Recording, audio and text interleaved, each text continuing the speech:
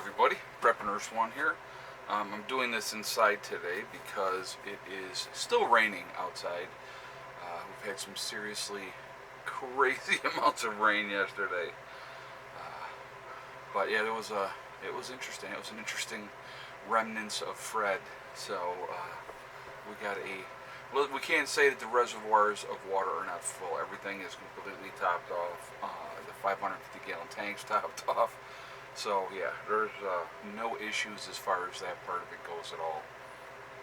But we got definitely too much rain, to be honest with you. And I know that people in the West are probably saying, "Why are you complaining?" Not complaining. We're just saying it was a lot of rain in a short period of time. So anyway, today is Thursday. It is the 19th of August, 2021, and it's still raining today. So that's always fun. So I want to talk about defense today. We're going to talk about defense of your home and what should you be thinking about as far as defending your home, having, what you plan on doing. These are things, of course, everybody is going to say, well, I have guns, I'm all set, right? Well, you still need to have something in place. So we're going to go over some things, and we're going to talk about that. So the first thing you need to do is you need to have a defensive plan. So with setting up a defensive plan, what do you need to do? What does that entail? So we're going to go over some things that I think are really, really important, as far as having that defensive plan. A good defensive position, all right, that would be number one. So what does that mean? In your home, if you're in your house and somebody's outside of your house and say they're shooting at your house, anything, let's say if you built with brick, the only thing brick is going to stop is a 22. That's it. Okay? So unless you have stone and mortar, that it's not going to stop anything. So what do you need to have in your house as far as a defensive position? Realistically, sandbags is probably the greatest thing that's going to work for you to stop higher caliber, 9mm, 223, those type of things. It's going to put you in a position where you can have a defensible position and you can kind of figure out where you want to have those positions at. You put sandbags there and you go a couple of sandbags deep, and then stack them however high that you want to stack them. And that's a good defensible position. You can even go 3 deep, in that case. The floors will definitely hold that weight. So that's something to think about. So just even getting sandbags and having them on hand for that time when you need to utilize them is probably a smart thing to do. Now, I will be the first to admit I do not have sandbags. Okay, so I am right there with you on that one. All right, so that's something that I definitely will be correcting. I will be getting sandbags. So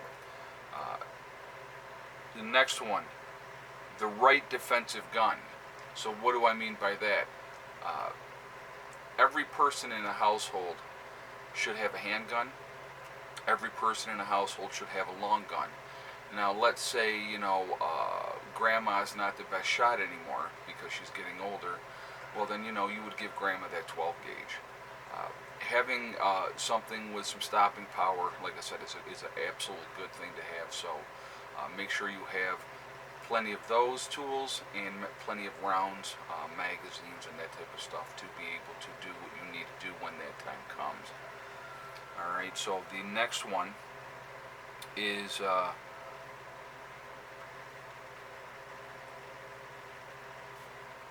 good. Your perimeter, having good fields of vision and good lighting. You want to make sure you see what's coming. So with outdoor, and especially at night, you might want to throw up some motion lights. You're going to get every deer and everything else as well, but that's going to pretty much scare them off as well when that happens. But if you have the motion detectors and stuff like that in cameras, having the cameras out there is a really good thing as well.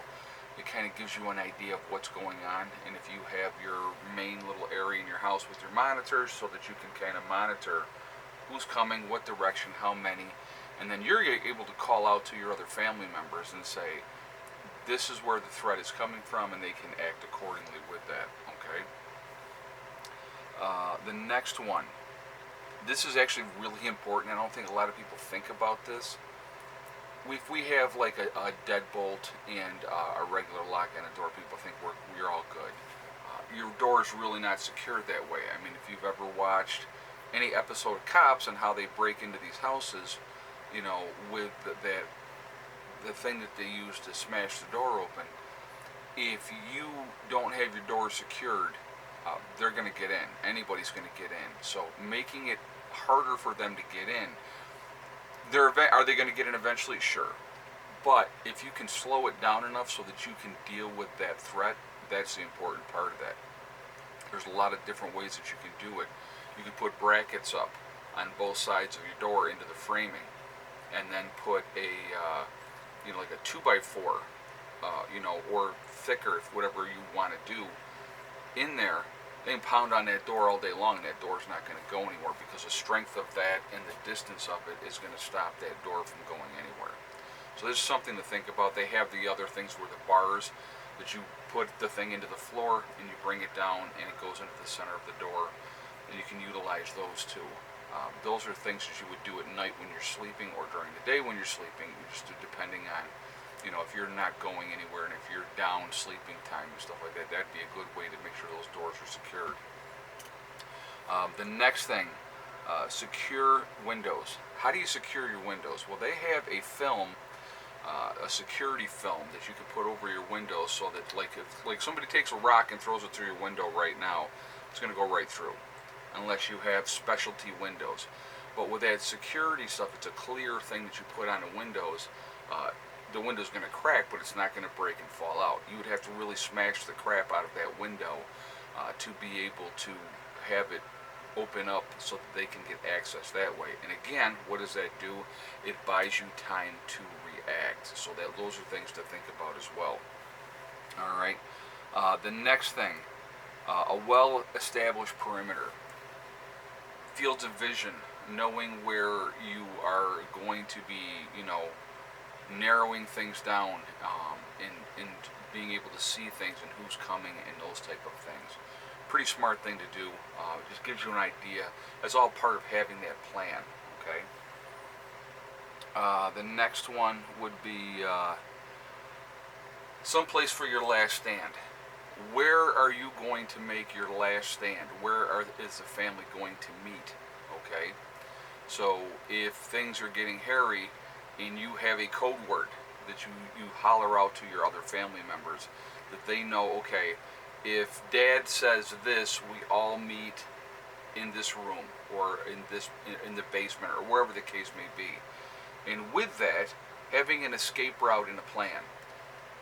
Knowing where you guys, number one, are going to meet up is important. Number two, having escape routes. How are you going to get out of that situation? Do you have an exit plan? Do you have an exit strategy? Are you fighting your way out? Do you have something set up that you know where to go? Some place that you can run off to, and those type of things. And what are you going to do? Where are you going to go after that? So if there is complete chaos and everybody just has to get on their own, okay, the meetup spot is by the old oak tree down the lane a mile away, or whatever the case may be. Having some place to go and having that plan, in locking that into people's heads so that they know what to do, how to react, practicing, excuse me, running drills, so that it becomes second nature, so that when the situation arises, people are not going, oh my God, what do I got to do now? What am I going to do? They don't panic. See, panic is what we do not want. We want the enemy to panic. We don't want to be the ones panicking. So it's really important to have that down and have it smooth and have everybody understand their place, what to do. Even if you have somebody that may be a little bit older that doesn't see so well, or whatever the case may be, or younger children, be the ones bringing you what you need as things are going on. So having that game plan is important, and as long as everybody knows their role, it should run much more smoothly. Trying to figure stuff out by the seat of your pants is not the way to deal with it when that situation arises. It is not the way to deal with it at all. It'll put you in a situation where you are at a disadvantage, because you have to understand the enemy always wants to have the element of surprise. So they want to kick in your door, and they want to come in guns blazing, with the show of force. But if you can stop them from coming in right away, it gives you that opportunity and that time to react, to be able to say, all right, we got, perimeter alarms is another thing, okay? You know that there's people coming because you've been alarmed and you've been alerted, so to speak, of what's going on, what's coming. Those are things that you really should have in place. Now, again, is it easier to set up that type of plan in the country as opposed to being in the city? Of course. But you can make your apartment, you can make your small home very defensible and be able to help make sure that you survive the situation while exerting maximum casualties on the enemy. So just something to think about. I hope you like this video. I want to hear your feedback on it, and I want to, definitely, like I said, I want to hear what you guys have to say. It's my phone going off. So anyway, real quick, I want to talk about my website, PrepperNurse1.com. We have the Prepper Nurse 1 community there, which we set up for you guys to be able to connect with like-minded people. Definitely take advantage of that. Okay. Also, it's free to join. You do have to register. There's no credit card information asked to do that, but it's a good resource to check out the message boards. If you're looking to try to find somebody in your state or your country, definitely take advantage of that. All right. Secondly, we have the Forefathers, which is the CBD and hemp store. If you go to my website, PrepperNurse1.com, you will see the Forefathers logo. If you click on that, it will take you to their website. Once you are at their website, if you decide to make a CBD or hemp purchase, when you check out, make sure you use the discount code PrepperNurse1. You'll save yourself 15% on that at that time. So definitely take advantage of that. All right. Also, on my website, PrepperNurse1.com, you will see, you go there to the main page, you'll see store. You click on that, it'll drop down. You'll see Legacy Foods. You click on that, it will take you to the store within the website. What we have available is there. Okay. 25-year shelf life. It is GMO free. Gluten options available for people that need it. It is vegan. There are beef and chicken options that you can purchase separately. 25-year shelf life, like I said, it's made in the United States. Freeze-dried food.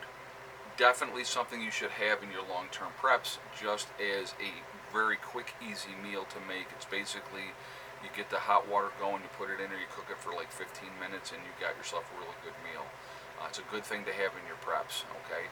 Definitely take advantage of doing that now while it is not an emergency. If you wait until it's an emergency, when everybody and their brother is buying at the same time, like they did in February and March of last year, it will put you behind the 8 ball. You will be waiting a while to get your food. Because if you remember last year, not just Legacy, Augustin Farms, Mountain House, all of them, everybody was out of stock. And it was literally, people were waiting for their food for months. It's not an emergency at the moment. It's gearing up to be another one. But definitely take advantage of that while it is not rushed and panic buying is happening. All right? So anyway, I am going to jump off of here for right now. I hope everybody's having a great day. And I will be doing a second video later today, so look for that then. This one will be going up at 3 o'clock. And so I will talk to you all later. Remember, we are all in this together. We are one race called the human race, and people need to remember that. We all bleed red. We're all the same. Stop letting them divide us over race, religion, political affiliation, vaxxed or unvaxxed. Don't let them do it. It's a way to divide and conquer, and that's exactly what they're doing. Okay? Also remember to hug and kiss the ones that you love. Tell them every single day. Tomorrow is not guaranteed. Whatever is, whatever happens in life, it's going to happen. So tell the people that you care about every day how you feel. All right? Last but not least, STD. Step, thing, and day. One step at a time, one thing at a time, and one day at a time. Whatever you were trying to do, whatever you were trying to accomplish, you can do it. The only person that can stop you from reaching your goals is you. That's it. Nobody else can stop you. Stay positive, stay away from the negativity, and you're going to be just fine. Again, that's, it's on you. It's on your shoulders. So, set your goals, and then set about to making them happen. Alright? I will see you all later. I hope everybody has a great day. Prepper Nurse 1, out for now.